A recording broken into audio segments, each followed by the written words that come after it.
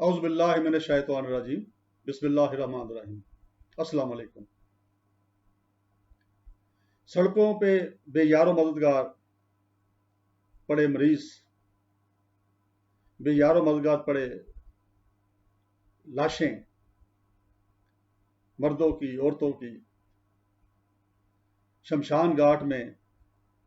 سینکڑوں کی تعداد میں لوگوں کو کا کریا کرم کیا جا رہا ہے، جلایا جا رہا ہے، اور ہر طرف ایک عجیب منظر ہے جو ہم انڈیا سے ہمیں جو بھی ویڈیوز یا جو بھی معلومات آ رہی ہیں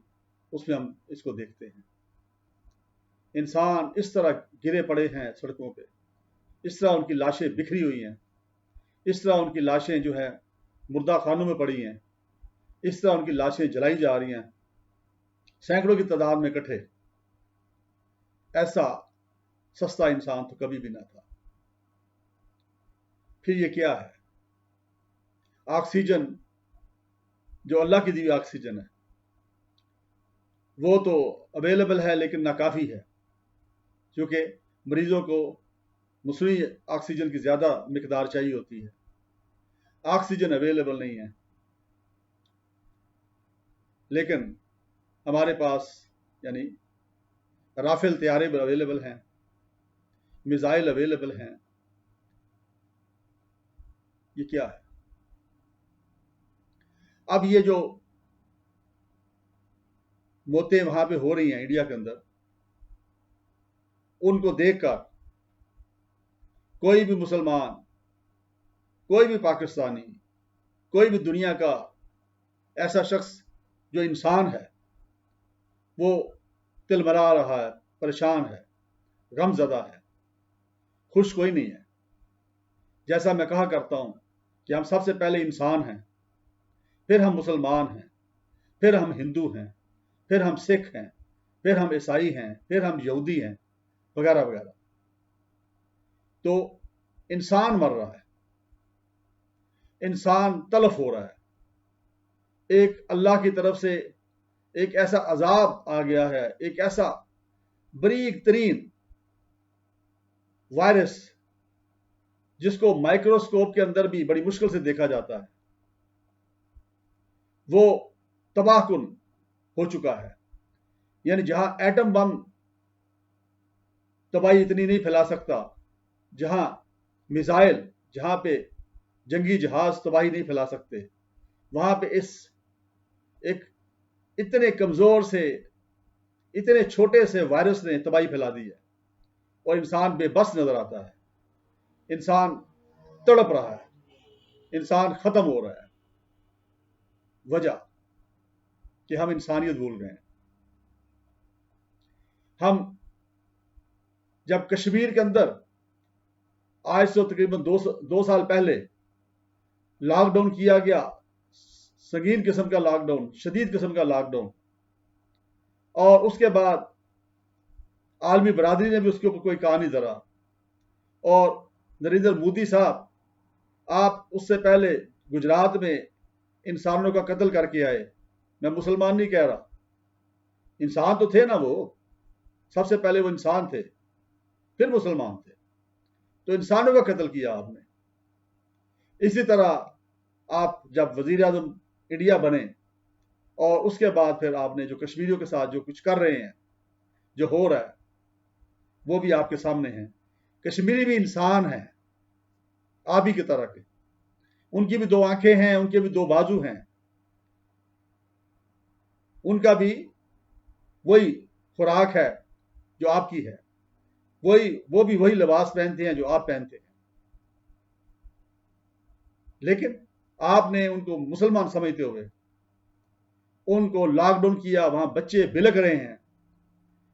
عورتیں پریشان ہیں، بیمار مر رہے ہیں، طبی سہولتیں نہیں ہیں وہاں پہ۔ یہ ساری چیزیں جو ہیں یہ ظلم ہے، اور یہ ظلم جو ہے اگرچہ بھارتی عوام نے نہیں کیا، لیکن بھارتی عوام نے آواز بھی نہیں اٹھائی ان کی فیور میں۔ یہ اٹھانی چاہیے تھی، جیسے میں آج بھارت کے اندر جو بیماری سے کووڈ-19 سے جو لوگ وہاں پہ بیمار ہیں، مر رہے ہیں، مجھے ریئلی دکھ ہو رہا ہے، اور باقی سارے پاکستانی بھی دکھی ہیں اس کے اوپر، کیونکہ وہ انسان ہیں، اور اوپر جا کے کہیں حضرت آدم تک اگر پہنچے تو ہم سارے آپس میں رشتہ داری ہوں گے، ہمارے بڑے جو ہیں آپس میں رشتہ دار ہوں گے جا کے اوپر، تو ہم انسان ہیں، سو انسانیت مر رہی ہے، ہندو نہیں مر رہا، انسانیت مر رہی ہے، تو اس کی طرف توجہ دیں۔ اب کیا کیا جائے؟ اب ایک ہی طریقہ ہے، ایک تو پرہیز جو ہے وہ تو کرنا ہی ہے، ویکسینیشن جو ہے وہ بھی کرنی ہے،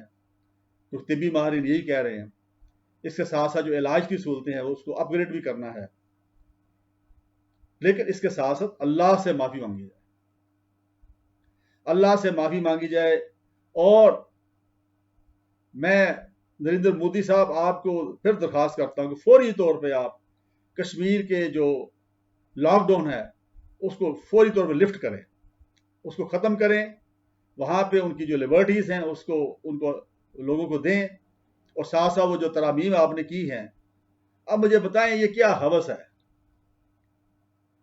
یہ پہلے علاقے سنبھالے نہیں جاتے اور کشمیر کو بھی قبضہ کر کے رکھنا ہے۔ لوگوں کو رہنے دیں، جینے دیں جیسے وہ جینا چاہتے ہیں، ان کی رائے کے مطابق، جیسے کہ اقوام متحدہ کی قرارداد میں کہا گیا، ان کو رائے کا حق دیا جائے، اور اس کے بعد اللہ سے معافی مانگی جائے۔ اور میں تمام لوگوں کو التجا کرتا ہوں کہ اللہ کے سامنے گڑ گڑائیں، استغفر اللہ کہیں، ہر وقت چلتے پھرتے جب بھی آپ کو یاد آئے پڑھیں استغفر اللہ،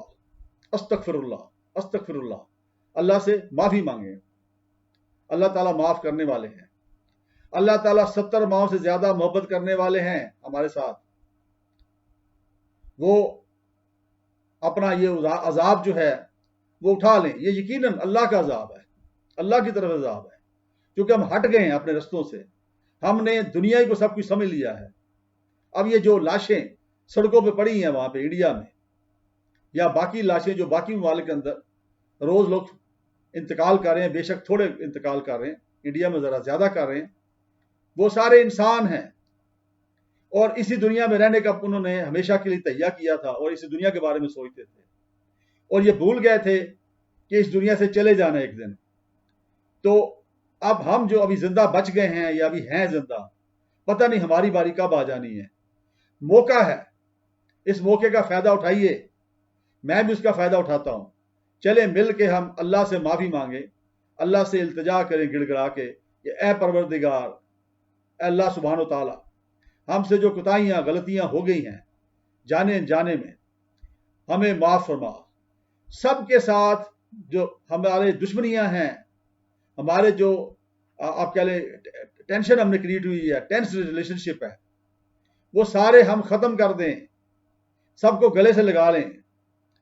کسی کے ساتھ اگر آپ کی کوئی ناراضگی چل رہی ہے، اس ناراضگی کو ختم کر دیں، انتقام ختم کر دیں۔ یہ تمام انسانیت کے لیے میرا پیغام ہے، یہ انتقام ختم کر دیں، سب کے ساتھ محبت ہمدردی کا اظہار بھی کریں اور اس کا جذبہ بھی رکھیں، اور اللہ سے معافی مانگیں، لوگوں کو معاف کریں، خود بھی معافی مانگیں، معافی کا ہی ہر طرف پرچار کریں۔ یہ میری التجا ہے، یہی اس کا حل ہے۔ ادویات آتی رہیں گی، جاتی رہیں گی، لیکن میں آپ کو بتا دوں، باوجود اس کے کہ سب کچھ ہو رہا ہے طبی میدان میں، لیکن پھر بھی لوگ مر رہے ہیں۔ تو اس کا مطلب یہ ہے کہ وہ عذاب جو ہے وہ اللہ کی طرف سے، اور یہ تبھی رکنا ہے کہ جب سب گڑ گڑائیں گے اللہ کے سامنے اور اس سے معافی طلب کریں گے۔ تو اسی کے ساتھ میں اجازت چاہتا ہوں، مجھے بھی معاف کیجیے اور اپنی دعا میں یاد رکھیے۔ بہت شکریہ، السلام علیکم۔